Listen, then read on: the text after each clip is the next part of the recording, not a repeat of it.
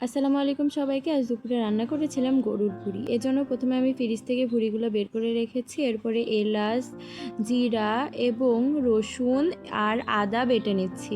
সবগুলো বাটা হয়ে গেলে আমি তুলে নিচ্ছি। এরপরে ওই মশলার মধ্যে আমি পরিমাণ মতো ধনের গুঁড়ো, ঝালের গুঁড়ো এবং হলুদের গুঁড়ো দিয়ে দিব। সবগুলো পরিমাণ মতো দিয়ে দিব। এরপর স্বাদ অনুযায়ী লবণ দিয়ে দিচ্ছি। সবগুলো দেওয়া হয়ে গেলে আমি ভুঁড়ির মধ্যে আলু দিব, এজন্য আলুগুলো কেটে ধুয়ে নিচ্ছি।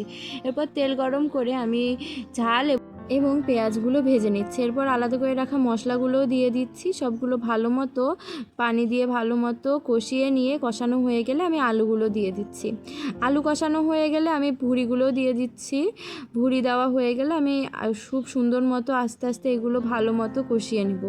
বেশি টাইম ধরে কষাতে হবে যাতে ভুঁড়ির গন্ধও না থাকে এবং ভুঁড়িটা ভালো মতো রান্না হয়ে যায়।